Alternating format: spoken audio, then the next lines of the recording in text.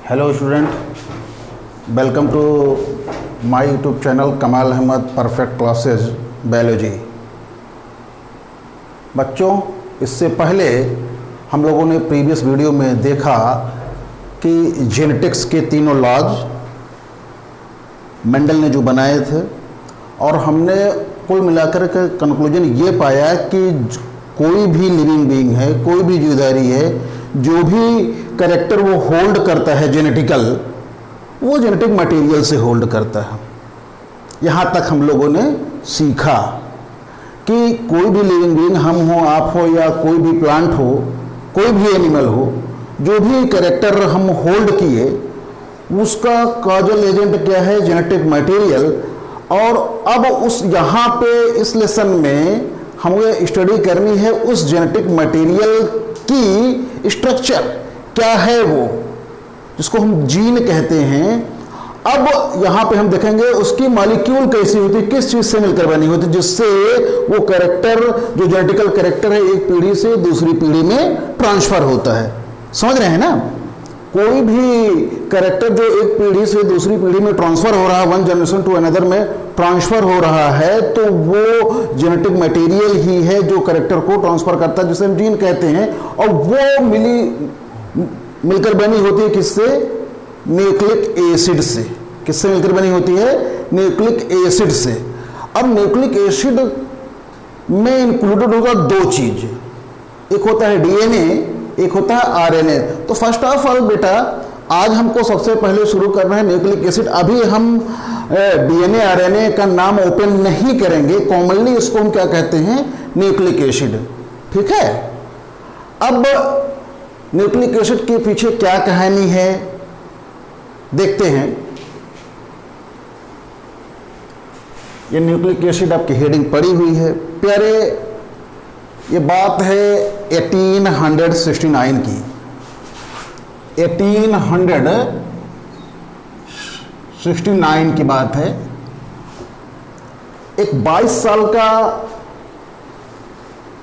Switzerland का physician, जिसको हम फ्रेडरिक मिशर के नाम से जानते हैं, फ्रेडरिक मिशर के नाम से जानते हैं, उस बंदे ने किया क्या, वहां अपने उस लेबोरेटरी में, उस लेबोरेटरी का नाम था Felix hope seller.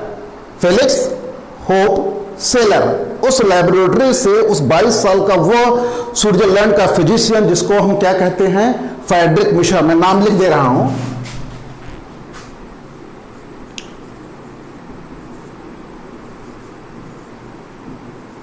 Friedrich Miescher.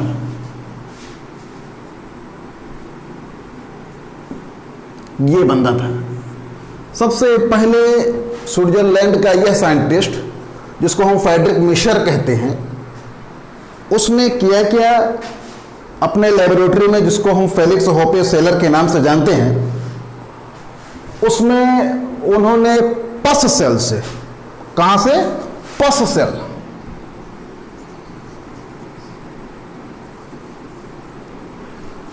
एक मटेरियल निकाला और उस मटेरियल का नाम दिया उसमें nuclein.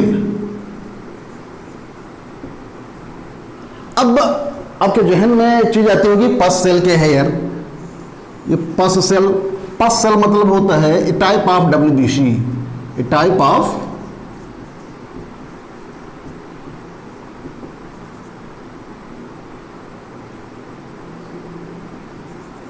WBC, a type of WBC।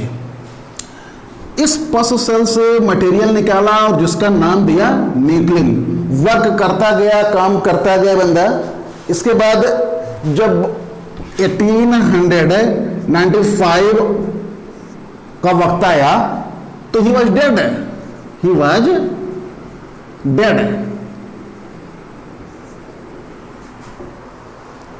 इसके बाद इनके इस वर्क को, इस फ्रेडरिक मिशर के इस वर्क को, चूंकि भी दुनिया में रहे नहीं, तो फिर बेटा इसको इनके एक बहुत खास स्टूडेंट, जिनका नाम है रिचर्ड अल्टमान, दोनों गुरु शिष्य थे।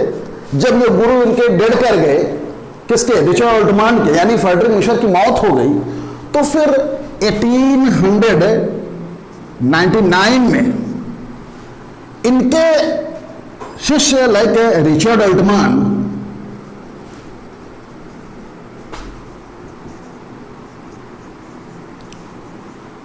अपने उस गुरु के अधूरे वर्क को कंप्लीट किया 99 में और नाम दिया इसको न्यूक्लिक एसिड। ठीक है, अब आप सोचिए कि 1869 की डिस्कवरी है और नाम पढ़ते पढ़ते इमेजिन कीजिए 30 ईयर लग गए। ये इसकी हिस्ट्री है बेटा,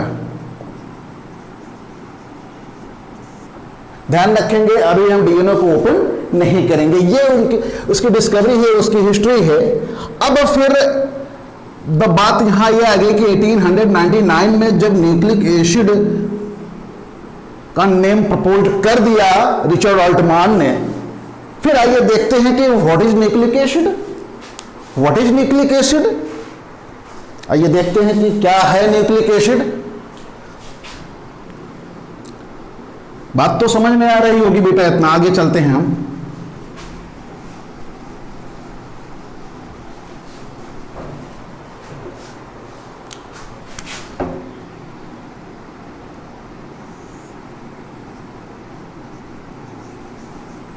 nucleic acid is a micromolecule, molecule एक बृहद अणु होता है, बड़े मॉलिक्यूल होते हैं जो हाई मॉलिक्यूलर वेट वाले होते हैं, जो हाई मॉलिक्यूलर वेट वाले होते हैं। और ये सब मिला करके जो माइक्रोमॉलिक्यूल्स होते हैं न्यूक्लिक एसिड, सारे माइक्रोमॉलिक्यूल्स को मिला करके कॉमनली उसको हम बोलते हैं कि न्यूक्लिक एसिड ये पॉलीमर। क्या है? पॉलीमर। क्या है बेटा? ये पॉलीमर। ये पॉलीमर बने होते हैं एलॉट ऑफ मोनोमर। किससे मिलकर बने होते हैं? Allot of monomer, allot of monomer. पहले इसको मैं समझाऊं थोड़ा सा आपको। सपोज करते हैं कि जितने भी आपकी बॉडी है, अगर आपकी पूरी बॉडी इमेजिन कीजिए, पूरी बॉडी आपकी न्यूक्लिक एसिड है तो माइक्रोमॉलिक्यूल्स है, तो वो आपकी बॉडी किससे मिलकर बनी है? आपकी बॉडी छोटे छोटे सेल्स से मिलकर बनी है। तो ऑल ऑफ सेल, पूरी सेल मिला करके वो माइक्रोमॉलिक्यूल जिसमें न्यूक्लिक एसिड है, तो एक सेल उसकी यूनिट हुई कि नहीं यूनिट हुई? तो एक सेल जो यूनिट हुई उसको हम क्या कहेंगे? मोनोमर। और तमाम सारे मोनोमर मिलकर के पॉलीमर बना देते हैं। तो पूरी बॉडी जो हो गई वो पॉलीमर है। किसकी? न्यूक्लिक एसिड, वो पॉलीमर है। जैसे अगर हमने फर्ज किया कि आपकी बॉडी को मान लेते हैं कि वो पूरी बॉडी न्यूक्लिक एसिड, सपोज करते हैं कि पूरी बॉडी न्यूक्लिक एसिड है, तो पूरी बॉडी को हम क्या मान लेते हैं? पॉलीमर। तो उस पॉलीमर की यूनिट क्या हुई? एक सेल। तो एक सेल उसकी मोनोमर। कहने का मतलब पूरी बॉडी जो है न्यूक्लिक एसिड की वो पॉलीमर के रूप में होती है, जो बनी होती है बहुत सारे एकलक यूनिट से, एकलक यूनिट से, मोनोमर से। अब हम देखेंगे कि ये मोनोमर न्यूक्लिक एसिड की क्या होती है। ठीक, अब यहां पे ये देखना है, ये प्यारे एक चीज जान लीजिए, पॉलीमर का मतलब होता है हिंदी उसकी बहुलक, इसकी हिंदी होती है एकलक। बहुत सारे मॉलिक्यूल आपस में मिलकर पॉलीमर बना लेते हैं, बहुलक बना लेते हैं, और एक मॉलिक्यूल उसका मोनोमर कहलाता है। तो अब हम यहां पे ये देखेंगे कि what is the monomer of nucleic acid, what is the monomer of nucleic acid.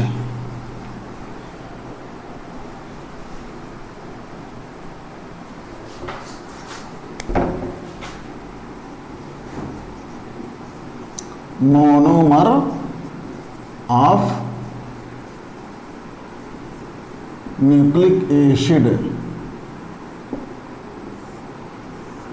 फिर देखिए बेटा, फिर मैं बता रहा हूं, कंफ्यूज ना होइएगा। अभी मैं डीएनए आरएनए का नाम नहीं ले रहा हूं, अभी डीएनए कैसे ओरिजिनेट हो रहा है अभी हम बताएंगे आपको। ध्यान से सुनेंगे तो क्लियर होगा। अच्छी टॉपिक है, बहुत अच्छी टॉपिक है, इंटरेस्टेड टॉपिक है, नेट में सवाल आता है इससे। अब हम न्यूक्लिक एसिड की मोनोमर में देखेंगे 3 कंपोनेंट होते हैं, 3 कंपोनेंट होते हैं। पहली चीज होती है पेंटोज शुगर। क्या? Pentose sugar. दूसरी चीज होती है इसमें फास्फोरिक एसिड, फास्फोरिक एसिड। ठीक। तीसरी चीज होती है नाइट्रोजनस बेस, नाइट्रोजनस बेस। प्यारे एक चीज आती है पेंटोज शुगर, पेंटोज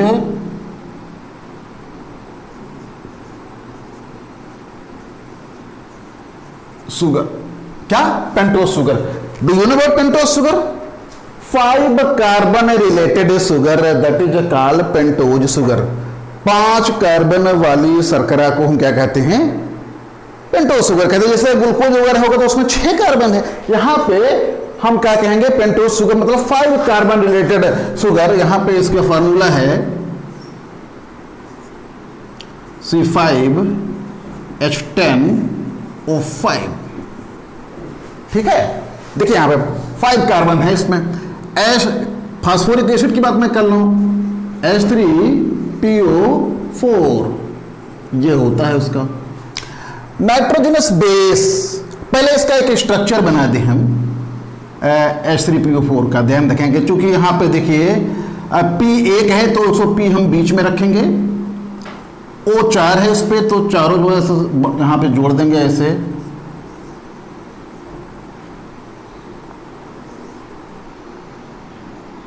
ठीक। अब बचता है H3, यहां ये चिक जोड़ देंगे, यहां ये चिक जोड़ देंगे, यहां ये चिक जोड़ देंगे, और 3 ही ये क्षेत्र, इसलिए यहां पे ये डबल बॉन्ड मार देंगे। ये आपका क्या है बेटा? स्ट्रक्चर H3PO4 का, H3PO4 का ये स्ट्रक्चर है। अब बात आती है नाइट्रोजनस बेस का, नाइट्रोजनस बेस की बात। अब ये नाइट्रोजनस बेस के पीछे कहानी कुछ बड़ी रोचक है, थोड़ा सा सुनिएगा। इस नाइट्रोजनस बेस जिसे हम 2 कैटेगरी में बांटते हैं, ये किसने डिवाइड किया था? एक साइंटिस्ट था बेटा, फिशर। फिशर साइंटिस्ट था। क्या? फिशर,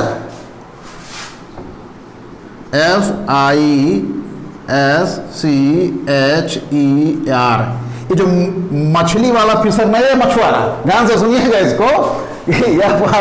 FISCHER फिशर मछुआरे तो नहीं आप इमेजिन करेंगे। साइंटिस्ट हैं 1880 में, 1880 में ये बंदा क्या किया? इस नाइट्रोजनस बेस को 2 कैटेगरी में बांट दो ये उसने ये कहा कि नाइट्रोजनस बेस जो है 2 टाइप के होते हैं। कितने टाइप के होते हैं? 2 टाइप के होते हैं। पहली टाइप इसकी इन्होंने बताई प्यूरीन, प्यूरीन, और दूसरी टाइप इन्होंने क्या कर दी? पेरिमिडीन, पायरीमाइडीन। समझे आप? इन्होंने फर्स्ट ऑफ ऑल 1880 में, फिर इस कॉन्सेप्ट पे काम करते रहे। Another scientist, that name is Kossel, उस आदमी ने क्या किया? इसके 2 टाइप कर दिए और इसके भी 2 टाइप कर दिए। तो यहां पे लिखिए कोशल साइंटिस्ट हैं, कोशल, ध्यान से सुनिए, Kaushal scientist divide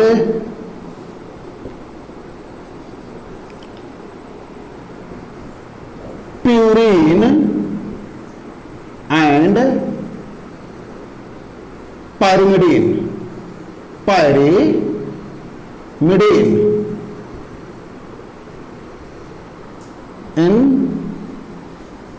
into 2 type each. प्रत्येक जो ग्रुप था प्यूरीन और पिरिमिडीन, ये दोनों जो दोनों दो दो कैटेगरी में बढ़ी। मतलब ये कि प्यूरिन को भी कोशल ने कह दिया ये दो टाइप के होते हैं, और पाइरिमिडीन को भी कर दिया दो टाइप के होते हैं। इस कोशल ने क्या कहा, इस कोशल ने ये कहा कि यह भी दो तरीके के होते हैं, और इसको भी क्या कहा उन्होंने, ये दो तरीके के होते हैं। ठीक, इस आधार पे कोशल ने सबसे पहले आप बात सुनिए कि नाइट्रोजनस बेस को फिशर ने तो दो भागों में बांट दिया, एक था प्यूरिन, दूसरा था पाइरिमिडीन। फिर कुछ समय बाद एक दूसरा बंदा आया, दूसरा साइंटिस्ट आया, और उसमें नाम का कोशल, उसने क्या किया कि प्यूरिन को दो पार्ट में डिवाइड किया और उसका नाम दिया कि एडेनिन,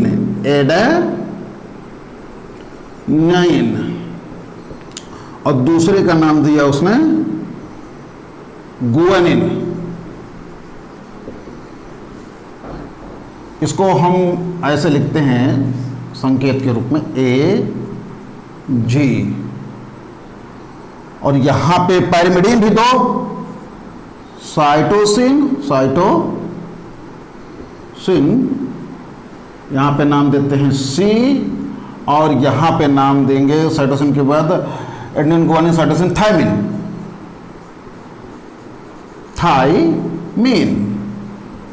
T। तो अब देखेंगे AgCT। हाँ, अभी जब मैं इसको, इस न्यूक्लिक एसिड को दो पार्ट में बताएं कि इसके दो पार्ट होते हैं, दो टाइप होते हैं, तब यहां पे जो दूसरी पार्ट मिलेगी RNA, तो उस RNA में थायमिन की जगह पर यूरेशिल आ जाता है। लेकिन थोड़ा पेशेंस रखिए, अभी उसका भी नंबर आएगा। तो प्यारे, इतनी चीजें आपने जाना कि न्यूक्लिक एसिड का जो एक मोनोमर होता है उसमें 3 कंपोनेंट होते हैं। पेंटोज शुगर ये है, जिसका इसका स्ट्रक्चर हमने बता दिया है। यहाँ पे देखिए पेंटोज शुगर, यहाँ पेंटोज शुगर को यहाँ पे नाम देते हैं राइबोज शुगर। और राइबोज शुगर की कहानी क्या है अभी हम इसको ओपन नहीं कर रहे हैं, बस इतना जानिए कि पेंटोज शुगर का स्ट्रक्चर यहाँ पे ये है। ठीक, अब दूसरी चीज है फास्फोरिक स्ट्रक्चर, ये बन गई। नाइट्रोजनस के पीछे क्या कहानी है यार, फिशर आया, उसने दो भागों में डिवाइड किया प्यूरिन और पाइरिमिडीन को। कोशल आए, कोशल साइंटिस्ट हैं, उन्होंने उसको प्यूरिन को कहा दो प्यूरिन होते हैं, और पाइरिमिडीन को कहा ये भी दो टाइप के होते हैं, साइटोसिन और थायमिन, और प्यूरिन को एडेनिन और गुआनिन। ठीक है, अब इतनी कहानी के बाद 1910 की घटना है, एक बंदा फिर आया और नाम है Lewin.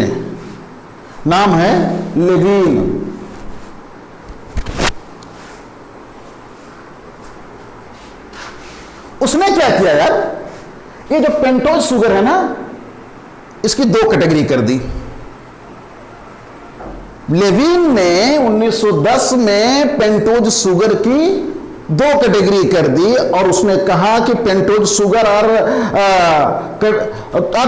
To type, pentose sugar are of two type, one is deoxyribose sugar and other is ribose sugar, one is deoxyribose sugar and other is ribose sugar. तो हम क्या कहेंगे, अब क्या लिखेंगे, कैसे लिखेंगे? On the basis of type of pentose sugar, on the basis of type of pentose sugar, according to Levine in the year 1910, nucleic acid may be divided into two category या two type. One is DNA and other is RNA, deoxyribonucleic acid, in which deoxyribose sugar are present, in which way deoxyribose sugar are present, and other nucleic acid that is RNA, in which ribose sugar are present. अब यहां पे कहेंगे कि pentose sugar के दो प्रकार के पाए जाने के आधार पर, किसके अनुसार? लेविन के अनुसार, साइंटिस्ट था लेविन के अनुसार। ठीक है, तो हम आगे थोड़ा बढ़ें।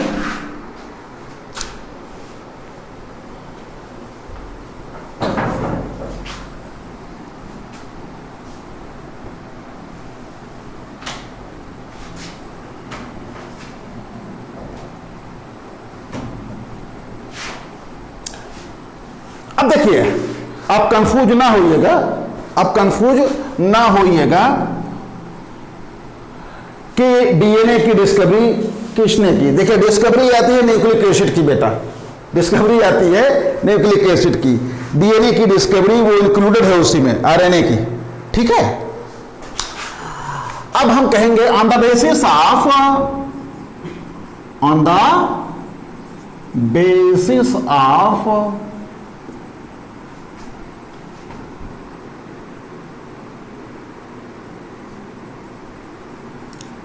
two type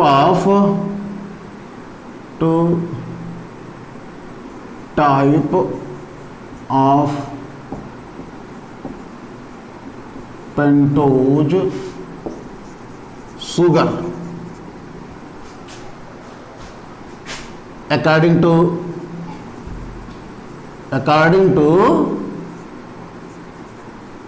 लेविन 1910, ध्यान से सुनिए, 1910 में लेविन साइंटिस्ट के अकॉर्डिंग पेंटोज शुगर जो दो टाइप के बताया उन्होंने, न्यूक्लिक एसिड है, न्यूक्लिक एसिड आर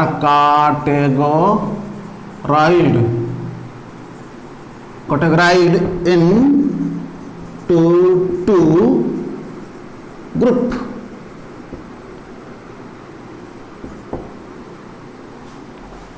ठीक है, किस बंदे ने इसको दो भागों में डिवाइड किया न्यूक्लिक एसिड को? लेविन ने। क्यों? क्योंकि उसने ये बता दिया कि पेंटोज शुगर जो होती है दो टाइप की होती है, पेंटोज शुगर दो टाइप की होती है, पेंटोज शुगर दो टाइप की होती है, और उस बेस पे उन्होंने क्या कहा, हम न्यूक्लिक एसिड को दो भागों में डिवाइड कर सकते हैं। पहला है नंबर 1 डीऑक्सी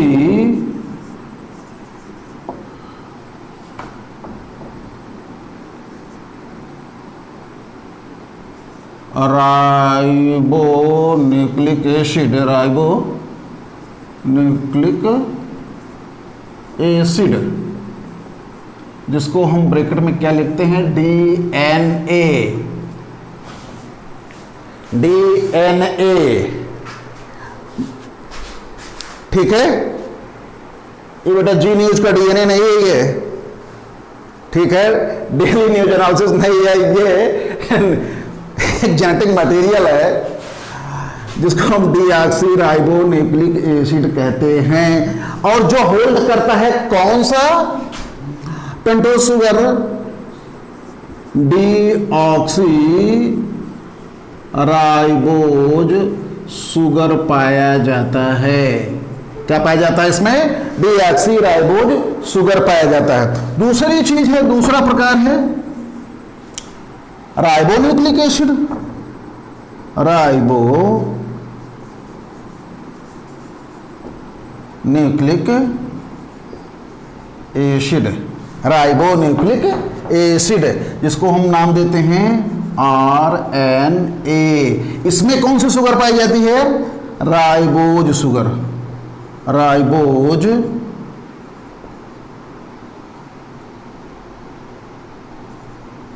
शुगर, ठीक है।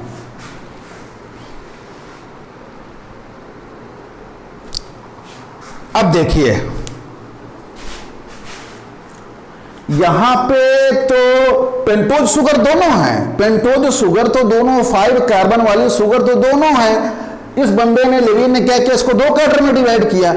तो यहां पे दोनों की स्ट्रक्चर, जैसे अभी हमने पहले बताया कि पेंटोज शुगर जिसको राइबोज शुगर है, उसकी स्ट्रक्चर यहां बना दिया हमने। और दूसरी चीज ये है कि डीऑक्सी राइबोज शुगर जो डीएनए में पाई जाती है, उसकी स्ट्रक्चर यहां। दोनों में अंतर क्या होता है यार, दोनों में अंतर क्या होता है? डीऑक्सी राइबोज शुगर का स्ट्रक्चर यहां पे देख लीजिए, ये बना हुआ है।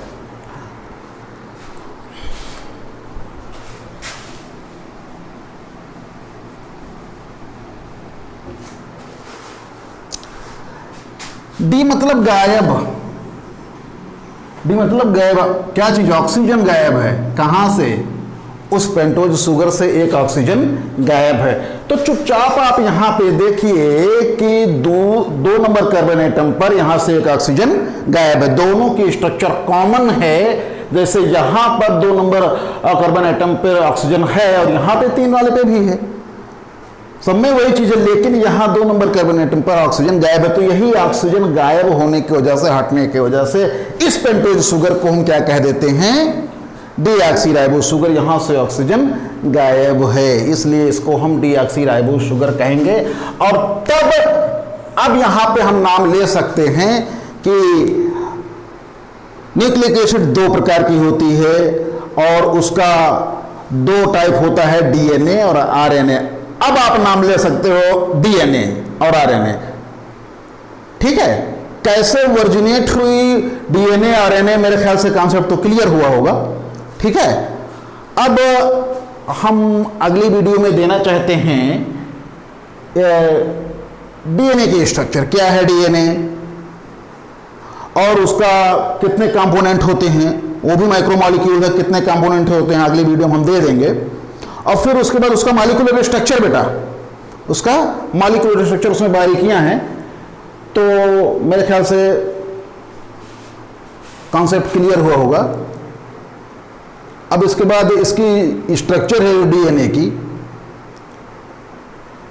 इसके बारे में हम अगले वीडियो में बात करेंगे। तो अगर समझ में आ गई हो तो लाइक कर दीजिए वीडियो को, शेयर कीजिए और सब्सक्राइब ना किए हो तो सब्सक्राइब कीजिए और चैनल पे बने रहने के लिए सब्सक्राइब जरूर कीजिए। धन्यवाद, थैंक यू।